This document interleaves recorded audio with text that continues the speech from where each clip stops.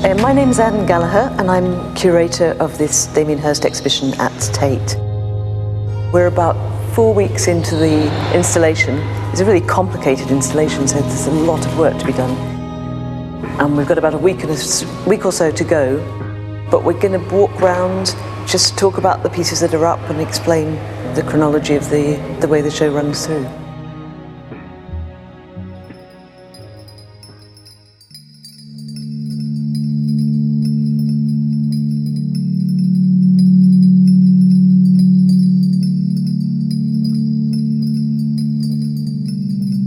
I was saying that in here there's lots of things that I'm embarrassed about, or things that I probably didn't want to put in, but then... But they're important to show what follows. Yeah, like, you and Nick talked me into it, really. Yeah. I completely hated them when I made them. But then I think, looking back, they do sort of make sense to the spot paintings, which I never really made that connection before. It was like the same colours in the pans or in the butterfly paintings in and out of love, or, you know, I wanted those, you know, bright, happy colours continually. And then with Dead Head, which is like you when you're 16. Wow, we've got a lot in this room, haven't we? I know. I forgot about that, yeah. Yeah, that was a photograph in the mortuary. Not in the mortuary, it was in the anatomy school, yeah. Yeah, so it wasn't really an artwork, it was just a photograph, but then I made it into an artwork when I started getting a bit of a reputation for being the deaf guy.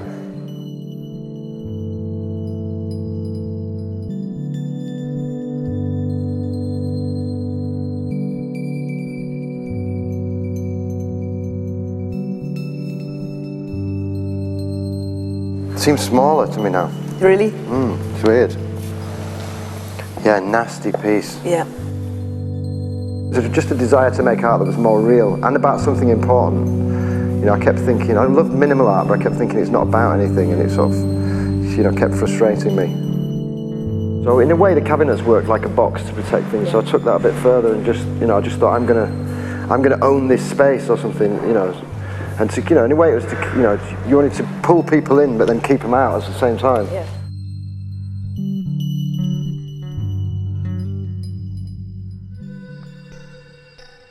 I always just thought, you know, you should never let lack of money get in the way of an idea or, of, you know, something like that. And then obviously when I was a kid I'd seen Jaws. I thought, why can't we do a big shark like that? I just immediately thought it's got to be big enough to eat you, and then in a volume of liquid that would be big enough to frighten you. Because the fear of it, you know, I remember walking through Richard Serra at the Saatchi Gallery and just thinking halfway through, God, this could fall on me and kill me. And sort of having being physically frightened of a sculpture. You know, the fear of these sharks is an unreasonable fear, but it's a good way to kind of tap into that fear of death, which is probably a reasonable fear. And large volumes of water are quite frightening anyway, in their own right. And what did you think when you finally saw it? Was it the effect you wanted to achieve? Yeah, it was like it's like the Jaws music.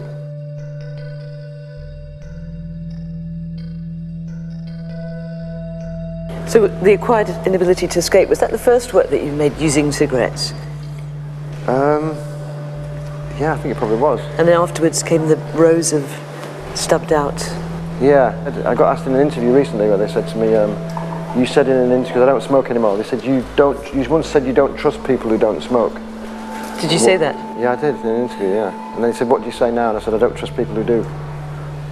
Do you still smoke? Yes. Yeah. I'd love you, really.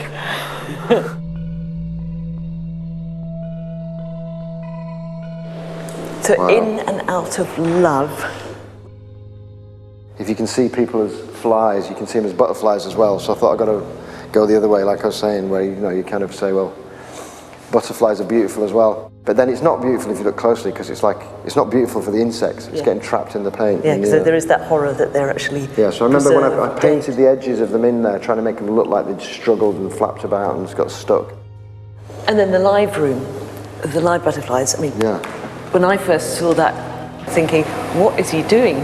Creating this environment with butterflies flying around and actually hatching out of canvases. I still don't know what I was doing. Originally, I bred butterflies in my bedroom at the time, so I was like, you know, hatching them all out, and I tried to learn all about it. Yeah, I mean, I think when we started redoing it, I was a bit worried, because I thought maybe I'd, you know, because you know, you kind of romanticise things from the past, and I hadn't seen it for so long. I thought, maybe it was just like walking around stepping on butterflies and it was all an illusion and it never really worked and didn't look good, but it's great to see it back together with the butterflies flying around and happy. Yeah. So nice to go in there, but then so nice to get out. Oh, they look great. Oh, fantastic.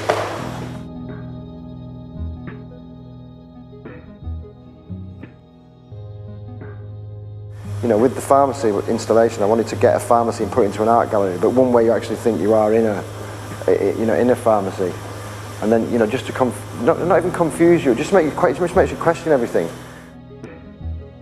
And when I originally showed it, when people went into the gallery, they kind of came in and then thought they were in their pharmacy, so they got back in the elevator and everybody got stuck in the elevators and kept coming in and saying, where's the art? Because it was in the gallery on... Yeah, but I love art that does that. I love art that kind of confused you or made you not sure, or, you know, you didn't know where the art was, but in a humorous way rather than a kind of heavy way, you know? Yeah. Amazing, because the paints, they're household paints, but I think they're really good now. They look really fresh. I used to be depressed when they stopped, because they're great making them, great fun making them, and then when it stops, they're great, and then you kind of love it for a few weeks, and then you sort of know it, and it's like you just want to make another one. So if you got the motion into it. Yeah, but I remember thinking about that motion as well, and thinking it's the motion of the planet, it's the motion of the atoms in our bodies, it's, you know, it's like circular motions, everything. And we're going to show them in this room with Living in a World of Desire. Loving in a World of Desire. Loving in a World of Desire. Although Living in a World of Desire is a good title as well. I could have done two. You could too. Living in a World of Desire. Yeah, it's going to be quite crowded, this room, but fun. Yeah, and a different pace, completely Kids different. will love it. And then we go back into the main room.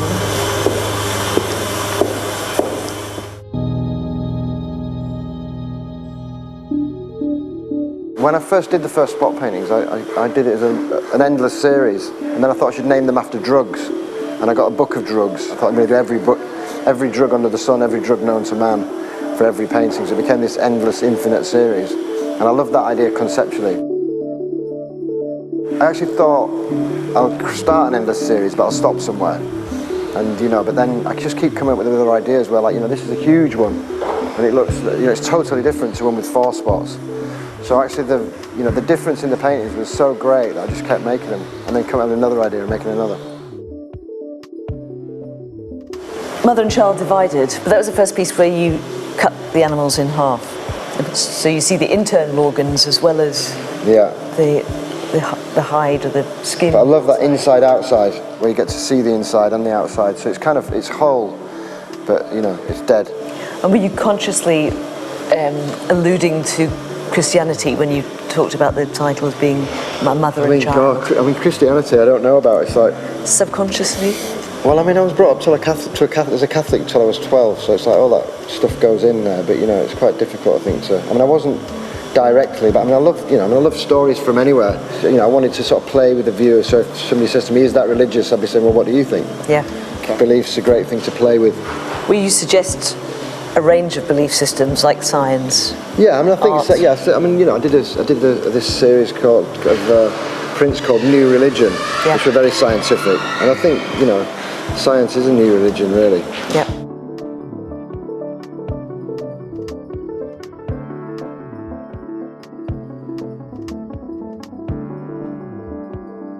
Well, after I'd done pharmacy, I was kind of hijacking everything from all walks of the scientific world. Yeah. So you moved from that white coated wooden cabinet that you used in the medicine cabinets and then in pharmacy into these more really polished stainless steel, clinical looking. Just clinical, but they have that fear again as well. The same sort of fear you get in the shark, I think you get from these, because it's like, Well, the instruments look... We're all afraid of surgical instruments. But why do we feel kind of comforted by medicine, and yet surgery makes us terrified, in that they're both supposed to help cure you? Yeah, I suppose it's a kind of invasive procedure, isn't it, exactly. Surgery?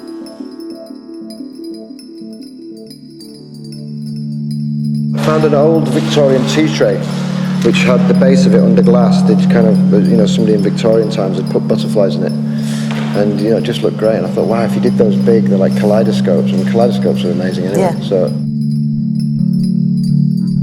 And And then when we started looking like stained glass windows, I did this one, which is like the first one called Doorways to the Kingdom of Heaven, where I did them actually like stained glass windows. I remember reading that somewhere in an article, and they were saying that flagellation is one of the doorways to the Kingdom of Heaven, or prayer is another one, and there were like all these things.